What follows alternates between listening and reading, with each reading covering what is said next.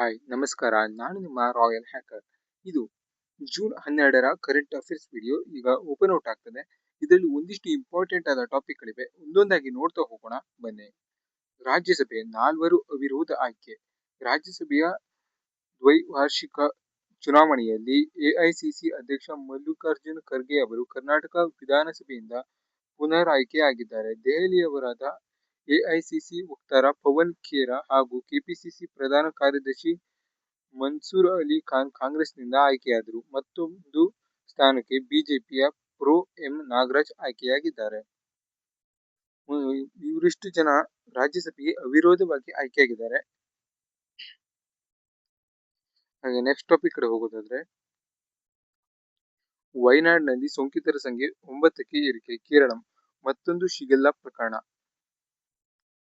Kozhikode Nipah virus ಪತ್ತೆ. ಇಲ್ಲಿನ ಸರ್ಕಾರಿ ವೈದ್ಯಕೀಯ ಕಾಲೇಜಿನಲ್ಲಿ ಚಿಕಿತ್ಸೆಗೆ ದಾಖಲಾಗಿದ್ದ 43 ವರ್ಷದ ವ್ಯಕ್ತಿಯೊಬ್ಬರಲ್ಲಿ ನಿಫಾ ವೈರಸ್ ಸೋಂಕು ದೃಢಪಟ್ಟಿದೆ. ಸ್ವಲ್ಪ ನೆನಪಿರಲಿ ನಿಮ್ಗೆ, ಕೇರಳದಲ್ಲಿ ನಿಫಾ ವೈರಸ್ ಹರಡ್ತಾ ಇರೋದು. ನಿಫಾ ವೈರಸ್ ಅನ್ನೋದು ಯಾವ ರಾಜ್ಯದಲ್ಲಿ ಫಸ್ಟ್ ಕಂಡು ಬಂತು ಅಂದ್ರೆ ಕೇರಳದಲ್ಲಿ ಅನ್ನೋದು ಸ್ವಲ್ಪ ನೆನಪಿರ್ಲಿ ಬೇಕಾಗ್ಬೋದು. ಹಾಗೆ ನೆಕ್ಸ್ಟ್ ಟಾಪಿಕ್ ಕಡೆ ಹೋಗೋದಾದ್ರೆ, T20 ಕಿರೀಟದ ಮೇಲೆ ಭಾರತದ ಕಣ್ಣು. T20 ವುಮೆನ್ಸ್ ವರ್ಲ್ಡ್ ಕಪ್ ಇನ್ನೇನು ಆರಂಭವಾಗಿದೆ.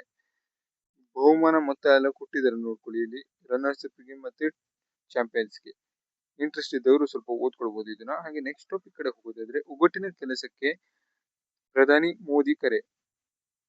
ನೀತಿ ಆಯೋಗದ ಸಭೆಯಲ್ಲಿ ಎಲ್ಲಾ ರಾಜ್ಯಗಳ ಮುಖ್ಯಮಂತ್ರಿಗಳ ಭಾಗಿ. ನೀತಿ ಆಯೋಗದ ಆಡಳಿತ ಮಂಡಳಿ ಸಭೆಯಲ್ಲಿ ಇದೇ ಮೊದಲ ಬಾರಿಗೆ ಎಲ್ಲಾ 28 ರಾಜ್ಯಗಳ ಮುಖ್ಯಮಂತ್ರಿಗಳು ಪಾಲ್ಗೊಂಡಿದ್ದರು. ಸಭೆಯ ಅಧ್ಯಕ್ಷತೆಯನ್ನು ಪ್ರಧಾನಿ ನರೇಂದ್ರ ಮೋದಿ ವಹಿಸಿದ್ದರು. ನಮ್ಮ ಸಿಎಂ ಆದಂತ ಡಿ.ಕೆ. ಶಿವಕುಮಾರ್ ಅವರು ಸುಮಾರು ಪ್ರಮುಖ ಸಲಹೆಗಳನ್ನು ನೀಡಿದ್ದಾರೆ. ಅದ್ರ ಬಗ್ಗೆ ಸ್ವಲ್ಪ ಡೀಟೇಲ್ಸ್ ಇದೆ ನೋಡೋಣ.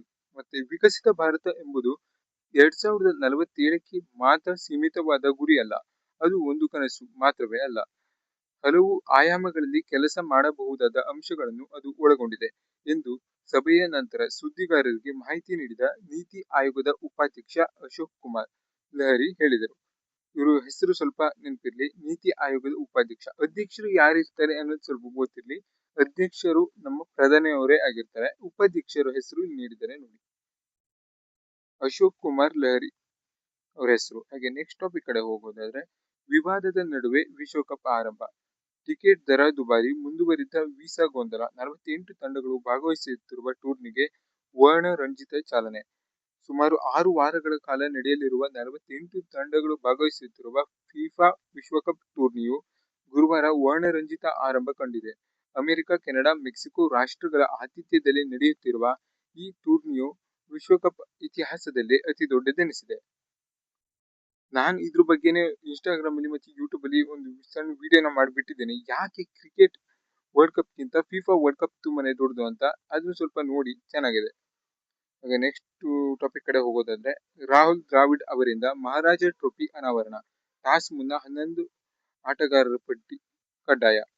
ಮಹಾರಾಜ ಟ್ರೋಫಿ ಏನು ಆರಂಭವಾಗಿದೆ, ಅದರ ಟ್ರೋಫಿ ಅನಾವರಣವನ್ನ ರಾಹುಲ್ ದ್ರಾವಿಡ್ ಅವರ ಕಡೆಯಿಂದ ಮಾಡಿದ್ದಾರೆ. ಇದು ಸ್ವಲ್ಪ ನೆನಪಿರ್ಲಿ ಯಾರು ಅನ್ನೋದು. ನೆಕ್ಸ್ಟ್ ಟಾಪಿಕ್ ಕಡೆ ಹೋಗೋದಾದ್ರೆ, ವಿಂಬಲ್ಡನ್ ಬಹುಮಾನ ಮೊತ್ತ ಏರಿಕೆ.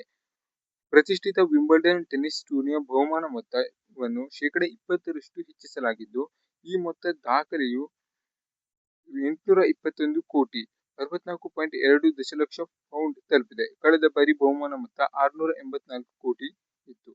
ಇದು ನೋಡಿ ವಿಂಬಲ್ಡನ್ ಟೆನ್ನಿಸ್ ಟೂರ್ನಿ. ಇದು ಫುಟ್ಬಾಲ್ ನ ಚಾಂಪಿಯನ್ಸ್ಗೆ ನೀಡೋ ಪ್ರೈಸ್ ಮನಿಗಿಂತ ತುಂಬಾನೇ ಜಾಸ್ತಿ ಇದೆ ಅನ್ನೋದು ಸ್ವಲ್ಪ ಇಂಟ್ರೆಸ್ಟಿಂಗ್ ಆಗಿದೆ ನೋಡಿ.